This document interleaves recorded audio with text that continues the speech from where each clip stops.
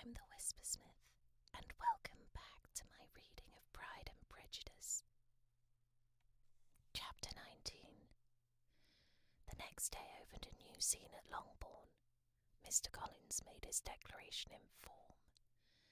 Having resolved to do it without loss of time, as his leave of absence extended only to the following Saturday, and having no feelings of diffidence to make it distressing to himself even at the moment, he set about it in a very orderly manner, with all the observances which he supposed a regular part of the business. On finding Mrs. Bennet, Elizabeth, and one of the younger girls together soon after breakfast, he addressed the mother in these words: "May I hope, madam, for your interest with your fair daughter Elizabeth, when I solicit for the honour of a private audience with her in the course of this morning?" Before Elizabeth had time for anything but a blush of surprise, Mrs. Bennet answered instantly, "Oh dear, yes, certainly. I am sure Lizzie will be very happy. I am sure she can have no objection. Come, Kitty, I want you upstairs." And, gathering her work together, she was hastening away, when Elizabeth called out, "Dear madam, do not go. I beg you will not go. Mr. Collins must excuse me. He can have nothing to say to me that anybody need not hear. I'm going away myself." "No, no, nonsense, Lizzie. I desire you to stay where you are." And upon Elizabeth seemingly really, with vexed and embarrassed looks, about to escape, she added, "Lizzie, I insist upon your staying and hearing Mr. Collins." Elizabeth would not oppose such an injunction, and a moment's consideration making her also sensible that it would be wisest to get it over as soon and as quietly as possible, she sat down again and tried to conceal, by incessant employment, the feelings which were divided between distress and diversion. Mrs. Bennet and Kitty walked off, and as soon as they were gone, Mr. Collins began. "Believe me, my dear Elizabeth, that your modesty, so far from doing you any disservice, rather adds to your other perfections. You would have been less amiable in my eyes had there not been this little unwillingness, but allow me to assure you that I have your respected mother's permission for this address. You can hardly doubt the purport of my discourse, however your natural delicacy may lead you to dissemble. My attentions have been too marked to be mistaken. Almost as soon as I entered the house, I singled you out as the companion of my future life. But before I am run away with my feelings on this subject, perhaps it would be advisable for me to state my reasons for marrying, and, moreover, for coming into Hertfordshire with the design of selecting a wife, as I certainly did." The idea of Mr. Collins, with all his solemn composure, being run away with by his feelings, made Elizabeth so near laughing that she could not use the short pause he allowed in any attempt to stop him further, and he continued, "My reasons for marrying are, first, that I think it a right thing for every clergyman in easy circumstances, like myself, to set the example of matrimony in his parish. Secondly, that I am convinced that it will add very greatly to my happiness. And thirdly, which perhaps I ought to have mentioned earlier, that it is the particular advice and recommendation of the very noble lady whom I have had the honour of calling patroness. Twice she has condescended to give me her opinion, unasked too, on this subject, and it was but the very Saturday night before I left Hunsford, between our pools at Quadrille, while Mrs. Jenkinson was arranging Mr. Berg's footstool, that she said, 'Mr. Collins, you must marry. A clergyman like you must marry. Choose properly. Choose a gentlewoman for my sake, and for your own let her be an active, useful sort of person, not brought up high, but able to make a small income go a good way. This is my advice. Find such a woman as soon as you can. Bring her to Hunsford, and I will visit her.' Allow me, by the way, to observe, my fair cousin, that I do not reckon the notice and kindness of Lady Catherine de Bourgh as among the least of the advantages in my power to offer. You will find her manners beyond anything I can describe, and your wit and vivacity, I think, must be acceptable to her, especially when tempered with the silence and respect which her rank will inevitably excite. Thus much for my general intention in favour of matrimony. It remains to be told why my views were directed towards Longbourn instead of my own neighbourhood, where I can assure you there are many amiable young women. But the fact is that being, as I am, to inherit this estate after the death of your honoured father, who, however, may live many years longer, I could not satisfy myself without resolving to choose a wife from among his daughters, that the loss to them might be as little as possible when the melancholy event takes place, which, however, as I have already said, may not be for several years. This has been my motive, my fair cousin, and I flatter myself it will not sink me in your esteem.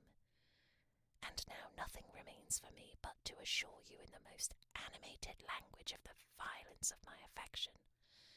To fortune I am perfectly indifferent, and shall make no demand of that nature on your father, since I am well aware that it could not be complied with, and that £1,000 in the 4%, which will not be yours till after your mother's decease, is all that you may ever be entitled to.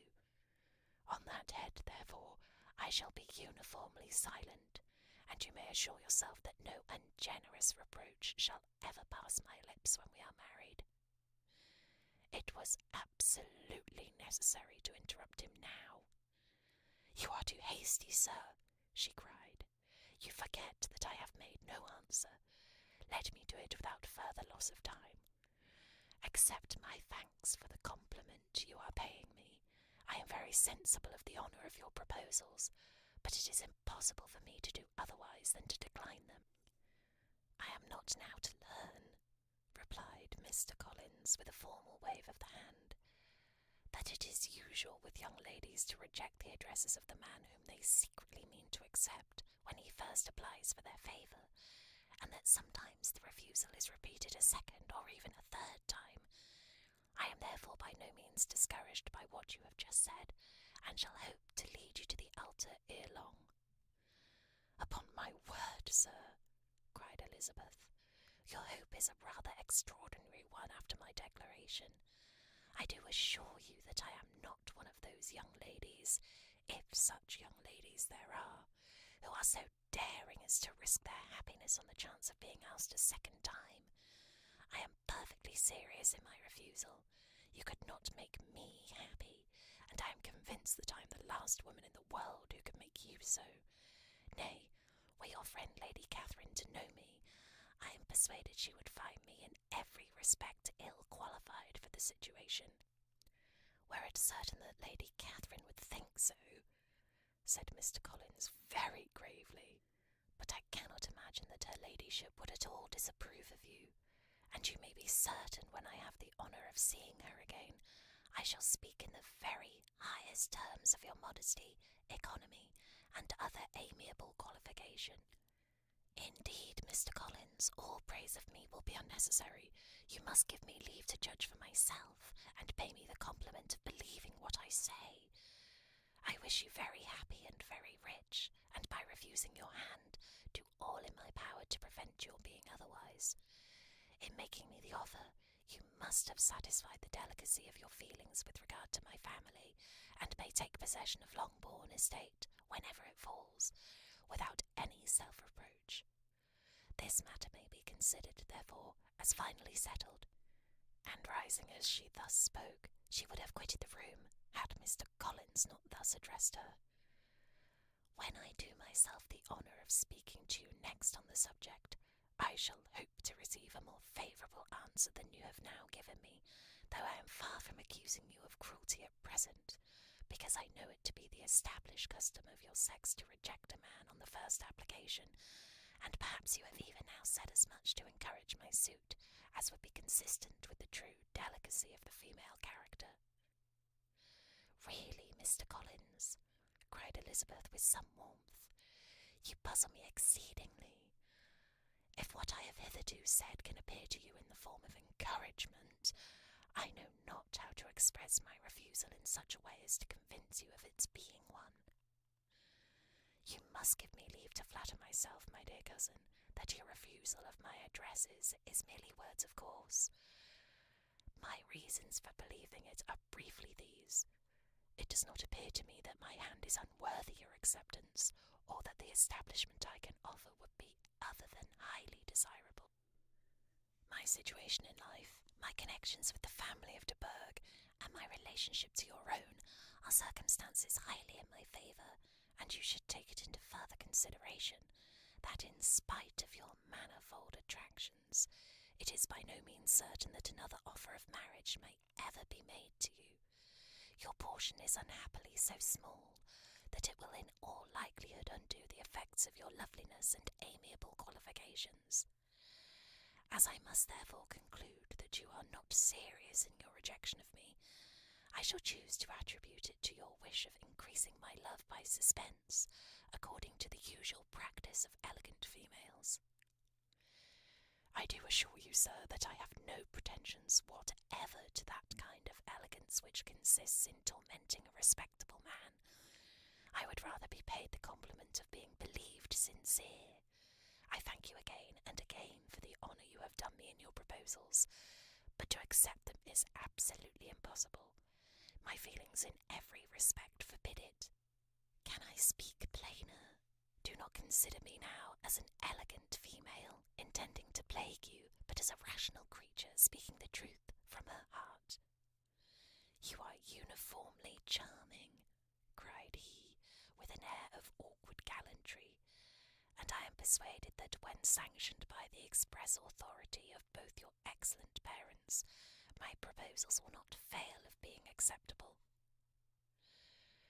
To such perseverance and wilful self-deception Elizabeth would make no reply, and immediately and in silence withdrew, determined, if he persisted in considering her repeated refusals as flattering encouragement, to apply to her father, whose negative might be uttered in such a manner as to be decisive, and whose behaviour at least could not be mistaken for the affectation and coquetry of an elegant